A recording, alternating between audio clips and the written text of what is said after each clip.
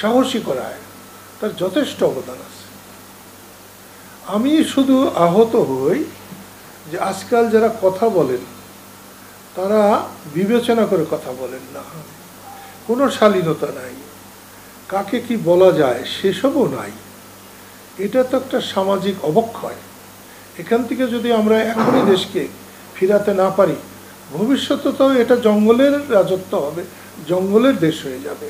সেই জন্যে বলছি, লতিফ সিদ্দিকীকে ডিবি অফিসে নিয়ে গেছে, ওখানে উনি আসেন, একজনে বললেন যে তার নামে যদি মামলা দেওয়া হয়, এগুলো নিয়ে আমাদের কোনো আপত্তি নেই, কোনো আপত্তি নেই। আইনানুগভাবে সরকার চললে আমরা সরকারের সাথে আইন দিয়েই মোকাবেলা করব, আমাদের সরে যাওয়া উচিত। আর যদি ক্ষমতায় থাকেন, জনগণের দায়িত্ব নিয়ে তাদের ক্ষমতায় থাকতে হবে। জনগণের জান মাল মান সম্মান, এই গত পরশু দেখলাম 12 জন না 13 জন ছেলে গিয়ে অ্যাডভোকেট ফজলুর রহমান বাড়ির সামনে নাচানাচি করেছে। এটা ভালো কথা না। ফজলুর রহমানকে আপনি পাগল বলবেন, সে কিচ্ছু বলবে না, এটা হয়।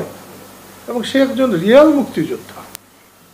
এবং ফজলুর রহমানের ছাত্র আন্দোলনে যথেষ্ট অবদান আছে। যুব সমাজকে উৎসাহিত করা, তারা মিথ্যাও দেখাতে পারে, দেখান, কিন্তু গ্রেপ্তার না দেখিয়ে, কোনো কারণ না দেখিয়ে একজন স্বাধীন নাগরিককে 1 মিনিটের জন্য কোথাও ডিটেন করা যায় না। আমার বক্তব্য এটা। ওনারা মামলা দিবেন, দেন, সেটা সত্য হোক মিথ্যা হোক দিন, কিন্তু এমন কেন? আমি প্রথমেই কাদেরিয়া বাহিনীর একটা ঐক্যের চেষ্টা করছি এবং আমার কাছে মনে হয় আমরা প্রভূত সাফল্য অর্জন করব।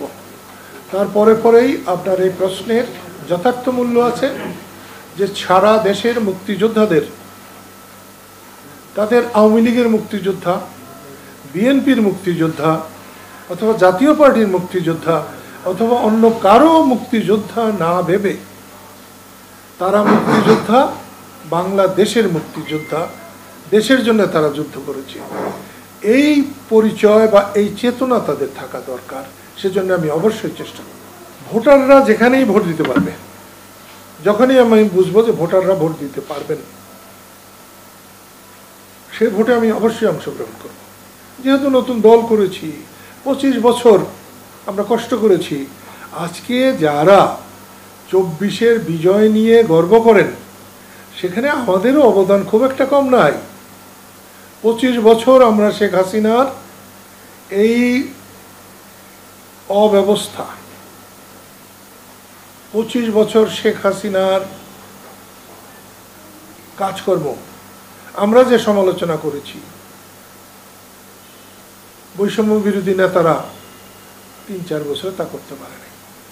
তাই রাজনীতিকে বাদ দিয়ে এইভাবে দেশে মব সৃষ্টি করা, দেশকে অরাজক করা, দেশে আইন শৃঙ্খলার পতন ঘটানো, এটার জন্যে আমরা মূলত অন্তর্বর্তীকালীন সরকারকে বলবো, তারা যদি এটাকে চালাতে না পারেন তাহলে তারা সরে যান, এর বাইরে কিছু যেতে চাই না। আপনাদের মাধ্যমে আমি বলতে চাই, দেশটাকে একেবারে ধ্বংস করে দেবেন না।